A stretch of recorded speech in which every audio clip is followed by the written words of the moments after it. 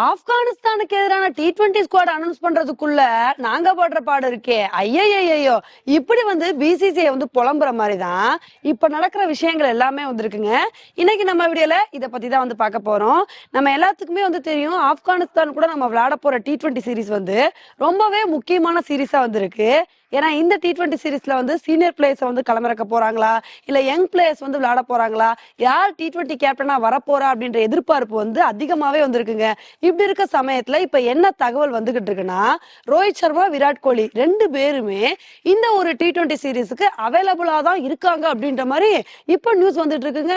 இதை சொல்லும் போது ஒரு சில பேர் நினைக்கலாம், அதுதான் ரெண்டு சீனியர் பிளேயர்ஸ் விளையாடுறேன்னு சொல்லிட்டாங்களே, அப்புறம் என்ன T20 வேர்ல்டு கப்ல பட்டைய கலப்ப வேண்டியதான் அப்படின்னு சொல்லிட்டு ஒரு சில பேர் நினைக்கலாம். இதுதாங்க பெரிய பஞ்சாயத்தா மாறப்போகுது. ஏன்னா போன T20 வேர்ல்டு கப்ல மண்ண கவுனவனே அதுக்கப்புறம் சீனியர் பிளேயர்ஸ் யாருமே T20ல விளையாடுறது இல்ல. யங் பிளேயர்ஸை வச்சுதான் எல்லா T20 சீரிஸ்மே நம்ம விளையாண்டுட்டு வந்துட்டு இருக்கோம். இப்படி இருக்க சமயத்துல இப்ப விராட் கோலி, ரோஹித் சர்மா ரெண்டு பேருமே T20 விளையாட வராங்கன்னு வச்சுக்கோங்களேன், நிறைய யங் பிளேயர்ஸ்க்கு வாய்ப்பு கிடைக்காம போயிடும். குறிப்பா பாத்தீங்கன்னா ருத்ராஜ் காயக்வாட், SSV ஜெய்ஸ்வாலுக்குலாம் கண்டிப்பா வாய்ப்பு கிடைக்கிறது சந்தேகம் தான். சோ இதனால ஒரு சில பேர் என்ன சொல்றாங்கன்னா, ஏன்பா சீனியர் பிளேயர்ஸ்க்கு வாய்ப்பு கொடுக்கணும், அதான் யங் பிளேயர்ஸ் நல்ல ஒரு பெர்ஃபார்மன்ஸ் தானே கொடுக்குறாங்க. இப்ப கூட நம்மளோட யங் டீம் ஆஸ்திரேலியா கூட சூப்பரான பெர்ஃபார்மன்ஸை கொடுத்து T20 சீரிஸை வின் பண்ணோம்.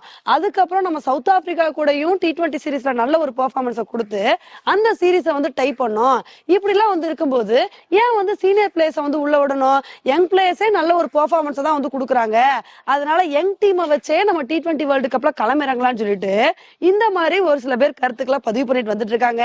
இந்த ஒரு விஷயத்தை தான் ஒரு சில பேர் எப்படி கம்பேர் பண்றாங்கன்னா, எப்ப நம்ம 2007ல எப்படி போல்டான முடிவு எடுத்தோம், அப்ப சீனியர் பிளேயர்ஸ் எல்லாரையுமே ஓரம் கட்டிட்டு யங் பிளேயர்ஸை வச்சு ரொம்ப அழகா T20 வேர்ல்டு கப்பை வின் பண்ணலையா, அது மாதிரி ஒரு போல்டான முடிவை நம்ம இப்ப எடுக்கணும். சீனியர் பிளேயர்ஸ் எல்லாம் கலட்டி விட்டுட்டு யங் பிளேயர்ஸை வச்சு விளையாண்டோம் அப்படின்னா கண்டிப்பா நம்மளால நல்ல பெர்ஃபார்மன்ஸ் கொடுக்க முடியும். இப்ப சீனியர் பிளேயர்ஸ் விளையாண்டாங்க அப்படின்னா அவங்களுக்கு ஆட்டோமேட்டிக்கா ஒரு பிரஷர் கிரியேட் ஆகும்.